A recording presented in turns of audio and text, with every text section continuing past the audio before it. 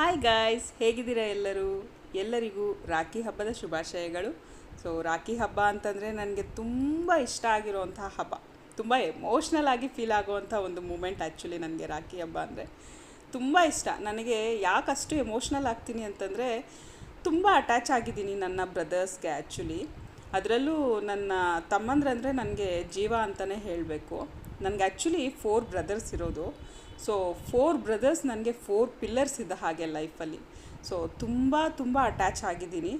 ನಮ್ಮ ಮನೆಯಲ್ಲಿ ಹೆಣ್ಮಕ್ಳು ಅಂದರೆ ಅತ್ತೆ ಮಗಳು ಒಬ್ಬಳೇ ಇರೋದು, ಇನ್ನೆಲ್ಲ ಆಲ್ಮೋಸ್ಟ್ ಬ್ರದರ್ಸೇ ನನಗೆ. ಸೊ ಹಾಗಾಗಿ ಬ್ರದರ್ಸ್ಗೆ ತುಂಬ ಅಟ್ಯಾಚ್ ಆಗಿದ್ದೀನಿ ನಾನು.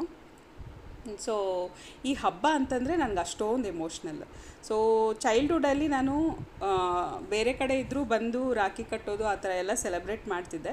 ಬಟ್ ಒಂದು ಏಜ್ ಬಂದಮೇಲೆ ಎಲ್ಲ ಒಂದೇ ಕಡೆ ಇದ್ದಾಗ ನಮ್ಗೆ ಯಾರೆಲ್ಲ ಅವೈಲಬಲ್ ಇರ್ತಾರೋ ಅವ್ರಿಗೆ ರಾಖಿ ಕಟ್ಟೋದು ಅಥವಾ ನಾವು ಸೆಲೆಬ್ರೇಟ್ ಮಾಡ್ಕೊಳ್ಳೋದು ಈ ಥರ ಮಾಡೋದಕ್ಕೆ ಸ್ಟಾರ್ಟ್ ಮಾಡಿದ್ವಿ. ಸೊ ನನಗಂತೂ ರಾಖಿ ಹಬ್ಬ ಅಂತಂದರೆ ತುಂಬ ಖುಷಿ ಕೊಡುತ್ತೆ ಆ ಒಂದು ಮೂಮೆಂಟ್ಗಳೆಲ್ಲ. ಸೊ ಈ ಟೈಮಲ್ಲಿ ನಮಗೆ ಇನ್ನೊಂದು ಬ್ಯೂಟಿಫುಲ್ಲಾಗಿ ನಡೆಯುವಂತಹ ಇನ್ಸಿಡೆಂಟ್ ಎವ್ರಿ ಇಯರ್ ಏನು ಅಂತಂದರೆ, ಅಪ್ಪನ ತಂಗಿ ಮೈಸೂರಲ್ಲಿದ್ದಾರೆ. ಅವರು ಪ್ರತಿ ವರ್ಷ ಒಂದು ಲೆಟರ್ ಬರೀತಾರೆ ಅವ್ರ ಅಣ್ಣನಿಗೆ, ಅದ್ರ ಜೊತೆಗೆ ಒಂದು ಬ್ಯೂಟಿಫುಲ್ ರಾಖಿನ ಕಳಿಸ್ಕೊಡ್ತಾರೆ. ಅವ್ರು ಈಗಲೂ ಸಹ ಏನೋ ಒಂಚೂರು ಮಾತಾಡಿದ್ರೆ ಎಮೋಷ್ನಲ್ ಆಗಿಬಿಡ್ತಾರೆ, ಅಷ್ಟೊಂದು ಸೆನ್ಸಿಟಿವ್ ಪರ್ಸನ್ ಅವರು. ಸೊ ಅವರು ಅಷ್ಟು ಪ್ರೀತಿಯಿಂದ ಕಳಿಸ್ಕೊಟ್ಟಿರೋಂತಹ ರಾಖಿನ ನಾವು ಅಷ್ಟೇ ಪ್ರೀತಿಯಿಂದ ಗೌರವದಿಂದ ಅವ್ರಿಗೆ ಕಟ್ಟಿ ಅವ್ರ ಹತ್ರ ನಾವು ಆಶೀರ್ವಾದ ತಗೊಂಡು ಆ ವಿಡಿಯೋನ ಅವ್ರಿಗೆ ಕಳಿಸ್ಕೊಡ್ತೀವಿ ಅತ್ತೆಗೆ.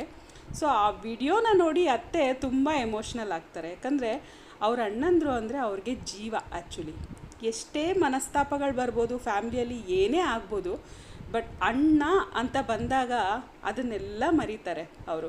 ಸೊ ಆ ಬಾಂಡಿಂಗ್ ಇದೆ ನೋಡಿ, ಅವ್ರನ್ನ ನೋಡಿ ಕಲಿಯುವಂಥದ್ದು ತುಂಬ ಇದೆ. ನಮ್ಮ ತಂದೆಗೂ ಅಷ್ಟೇ ಅವ್ರ ತಂಗಿ ಅಂದರೆ ಜೀವ. ಆ್ಯಕ್ಚುಲಿ ಟೈಮ್ಸ್ ನಾವು ಕೂತ್ಕೊಂಡು ನಾನು ನಮ್ಮ ಡ್ಯಾಡಿ ಡಿಸ್ಕಸ್ ಮಾಡುವಾಗ ಒಂದು ಬ್ರದರ್ ಆ್ಯಂಡ್ ಸಿಸ್ಟರ್ ರಿಲೇಷನ್ಶಿಪ್ ಹೇಗಿರಬೇಕು ಅನ್ನೋದು ಅವ್ರ ಮಾತಲ್ಲಿ ನಾನು ಕೇಳ್ತಿರ್ತೀನಿ. ಅಷ್ಟೊಂದು ಲವ್ ಅಫೆಕ್ಷನ್ ಅನ್ನೋದು ಅವರಲ್ಲಿ ನೋಡ್ತಿರ್ತೀನಿ.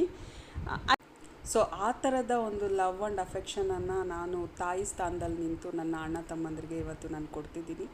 ಸೊ ಅದೇ ಒಂದು ರೂಟಲ್ಲೇ ನಾನು ಬರ್ತಿದ್ದೀನಿ. ಅದೇ ರೀತಿ ಅವ್ರನ್ನ ಕೇರ್ ಮಾಡಬೇಕು, ಚೆನ್ನಾಗಿ ನೋಡ್ಕೋಬೇಕು, ಅವ್ರು ನನಗೆ ಸಪೋರ್ಟಿವ್ ಆಗಿ ನಿಂತ್ಕೋಬೇಕು ಅನ್ನೋದು ನನ್ನ ಆಸೆ.